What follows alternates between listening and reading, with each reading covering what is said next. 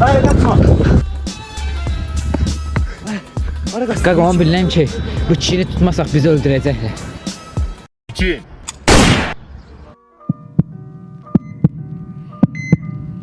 Çin, özünə gəl, hər şey yaxşı olacaq. Mənə bax, Çin. Özünə gəl, hər şey yaxşı olacaq. Mənim nə idi? Allah rəhmət eləsin, mənim yaxın dostum. Qəbir niyə belə yaşarıyor? Bizim için biraz kürəyə enliydi, yəqin ona belə idi. Sıra belə pis çıxmasın, niyə bizdən başqa işim yoxdur bu yasda? Mərhum çox hörmətsiz adam idi. Daş uşaq deyil. Siz mərhumun nə ispat? Mərhum bizim dostumuz idi. Bunun nətər dostuna bal? Kimdir o? Bəlkə ilkin əvvəl belə olubdu. Biz deyək düz yasa gəlmişik ya. Biz masallı yerinə masallıra gəlmişdik. Daşırsan. Buna görə gəlmişsiniz, bu mərhum yoxdan çıxıb gedir. Neyse, gedək. Həmin avion var, mənim çıxarıyoruz avion. Siz mərhum nə idiniz? Bizim dostumuz idi, elə bir öyrəndik ki, rəhmətə gedibdi, cavan yaşlı getdi. 47 yaşı varmışdı məndə. Stəkanın içinə bir çay zat qoyardı. Zala gəlmiş hissəsimiz. Sizə düşən olur.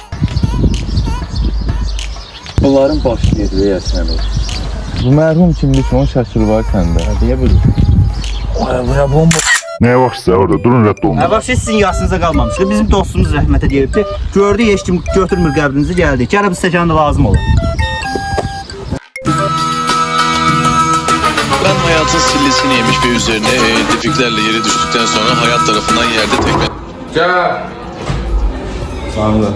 Yas mərasimində çıxmaq məsələn. Ulan demişsin gəl, gəldim bu danışıq şöyle sonra rəhmətə oldu.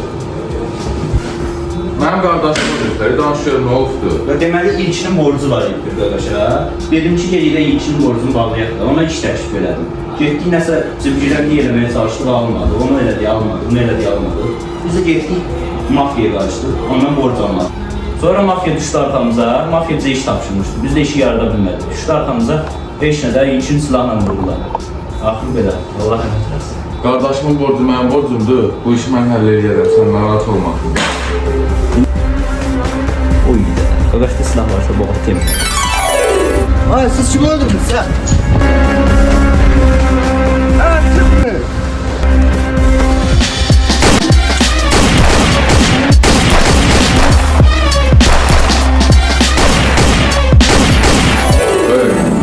Kafanda rəcal olsaydı, başqa planım var idi.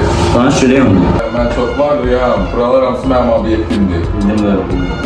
Gəl. Ayda yarım saatlıq kabinet atmışsan, 3 saat içəridəsən də. Sən nə deyirsən? Sağ bir dəyən qapaz qoyaram, vanda Allah 2 dəfə fırlanasın yerdə. Kim qardaşımdan artıq olası deyir? Dur gedək, dur.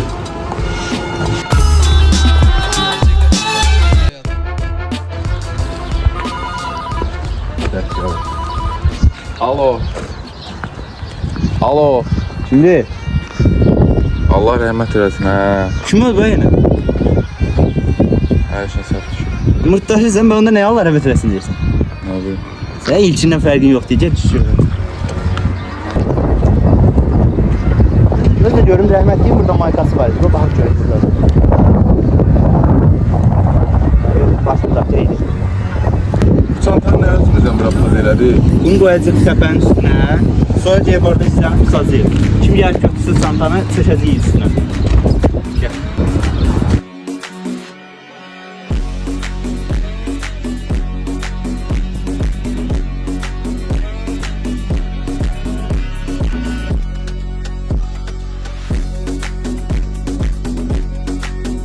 Allah. Gördün oradan kimsə gəlir. Dumacın üstünə. Bak gözüm de orada.